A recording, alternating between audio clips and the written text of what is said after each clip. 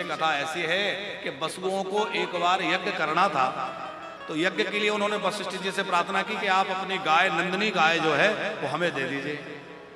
तो हम जो है नंदिनी गाय को ले जाकर के उसके गब्य से घी दूध आदि का प्रयोग करते हुए यज्ञ करेंगे। वशिष्ठ जी ने कहा यज्ञ कार्य के लिए तो गौ माता है ही। देखो गाय जो है उसमें भगवान ने ब्राह्मण, अग्नि और गाय ये तीनों एक स्वरूप कहे गए हैं। ब्राह्मण में वेद की प्रतिष्ठा भगवान ने कर दी, मंत्रों की प्रतिष्ठा ब्राह्मणों में।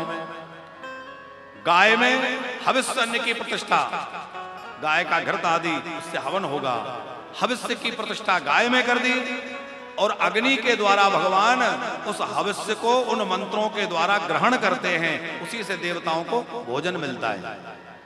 अग्नि का मुख, गाय का मुख और ब्राह्मण का मुख, ये तीनों को भगवान का मुख कहा गया है।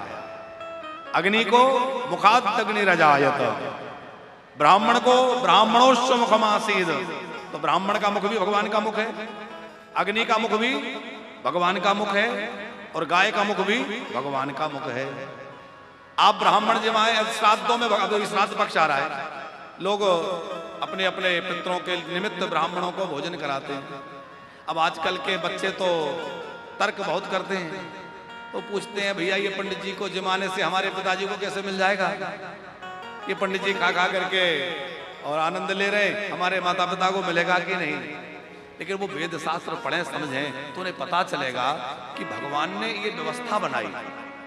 बहुत ध्यान से समझना कि जो सशरीर संसार में नहीं है उन्हें उनके आत्मज के द्वारा अथवा संतान के द्वारा दिया गया श्राद्ध आदि कैसे प्राप्त हो, तो उसकी कोई व्यवस्था करनी पड़ेगी। तो क्या व्यवस्था हो? बोले ये व्यवस्था हो कि ब्राह्मण का मुख भगवान ने विचार किया मेरा मुख है, जो ब्राह्मण के मुख में अन्न आदि प्रदान करेगा, ब्राह्मण को भोजन कराएगा, तो वह भोजन जो है उसके पितरों तक पहुंच जाएगा। अब कोई कहे कि हमारे पितर तो मुक्त हो गए होंगे, तो मुक्त हो गए तो बहुत अच्छी बात है, तो हम क्यों कराएं? बोले वो आपका कर्तव्य है, श्राद्ध करना हमारा कर्तव्य है। अब हमारे पितर मुक्त हो गए तो कोई बात नहीं है, आपने लेटर डाला और पता नहीं मिला, वो व्यक्ति घर छोड़ के वहां से कहीं चला गया, क्या होता है? आपने जो भेजा वो वापस लौट के आ जाता है। तो आपने जो किया वो वहां नहीं गया, वो मुक्त हो गए होंगे, तो लौट के कहां आएगा? आपके पास आ जाएगा।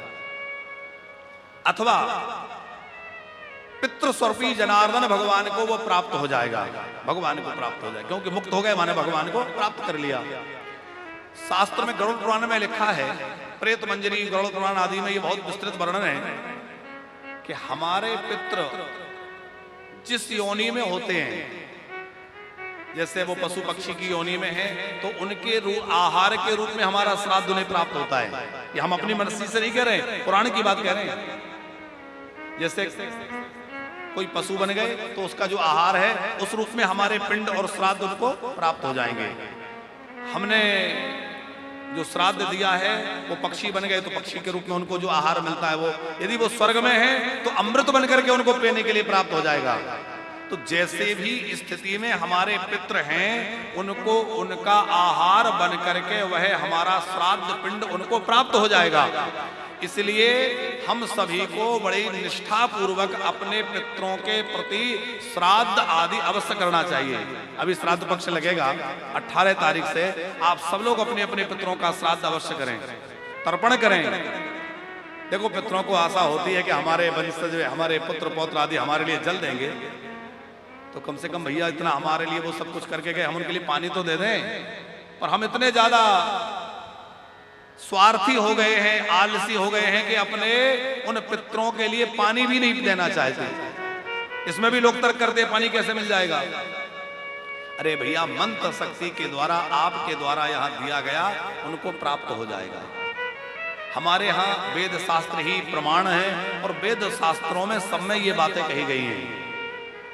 अब वेद पुराणों को कोई ना माने तो उसकी मर्जी है, कोई जबरदस्ती तो किसी से है नहीं, पर शास्त्र पुराणों की बातें असत्य नहीं हो सकती।